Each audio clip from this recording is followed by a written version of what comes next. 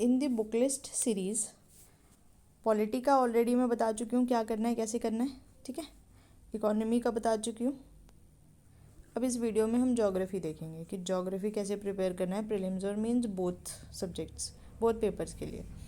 So first of all will discuss for prelims. Prelims में क्या रहता है, आपके पास 11th और 12th की 2 NCERTs हैं, 4 NCERTs हैं 2 क्लास की, ठीक है, 11th एंड 12th। इनको इतने अच्छे से प्रिपेयर कर लो आज की डेट में भी ना, जहाँ पेपर इतना डिफ़िकल्ट और रैंडम आ रहा है, स्टिल यूपीएससी इकोनॉमी ज्योग्राफी यहीं से पूछ रहा है, ठीक है। तो अब उसके लिए क्या करना है,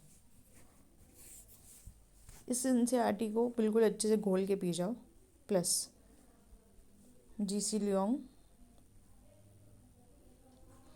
के कुछ चैप्टर्स हैं, 10 चैप्टर्स हैं, ठीक है।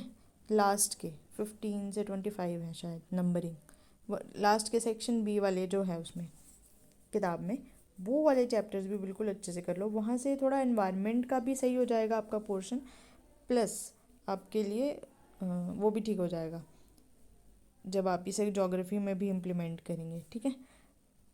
अब इसके अलावा क्या करना है, देखो जितने कम रिसोर्सेज होंगे उतना रिवीजन बेटर होता जाएगा, ठीक है।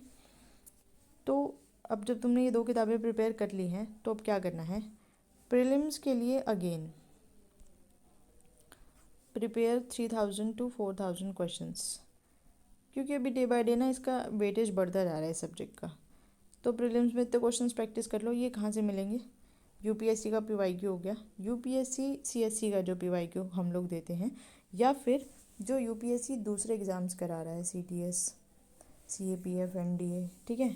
तो बाकी जो जितने एग्ज़ाम्स हैं वो सारे पेपर उठा लो, यूपी पीसीएस का उठा लो, पीसीएस के भी जितने पेपर्स हो रहे हैं, यूपी पीसीएस हो गया, बीपीएससी हो गया, एक सब्जेक्ट वाइज, ठीक है। जब कोई तुम सब्जेक्ट प्रिपेयर कर रहे हो साथ के साथ उसके क्वेश्चंस प्रैक्टिस कर लो।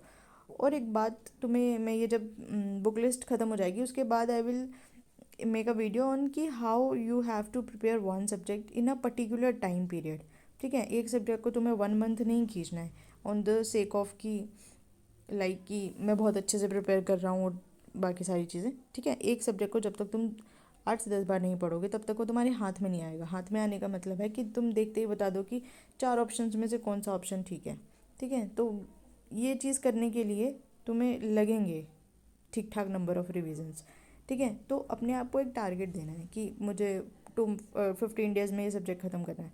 अब उस सब्जेक्ट में क्या करना है कि मेरे को उसमें इतने क्वेश्चंस प्रैक्टिस कर लेने हैं चाहे कुछ भी हो जाए, ठीक है। दूसरी चीज़ है कि मेंस के लिए क्या करना है, मेंस में एज़ यूजुअल 300 क्वेश्चंस प्रिपेयर कर लो ज्योग्राफी के ऊपर। और ज्योग्राफी में आजकल ऑप्शनल से भी काफ़ी चीज़ें पूछी जा रही हैं, तो बट मैं ये नहीं कहूँगी कि तुम ऑप्शनल का पेपर उठा के देख लो, क्योंकि जिसका ऑप्शनल नहीं है ज्योग्राफी उसके लिए थोड़ा सा ज्योग्राफी में लिखना मुश्किल हो जाता है, बिकॉज थोड़ा ऑब्जेक्टिव पेपर रहता है ये, ठीक है, नॉट द सब्जेक्टिव वन कि आप कुछ भी लिख के चले आओ। जब तक तुम्हें कीवर्ड जो उसमें है पूछा गया है उसका मीनिंग नहीं पता होगा तब तक क्या ही लिख पाओगे, नहीं लिख पाओगे ना।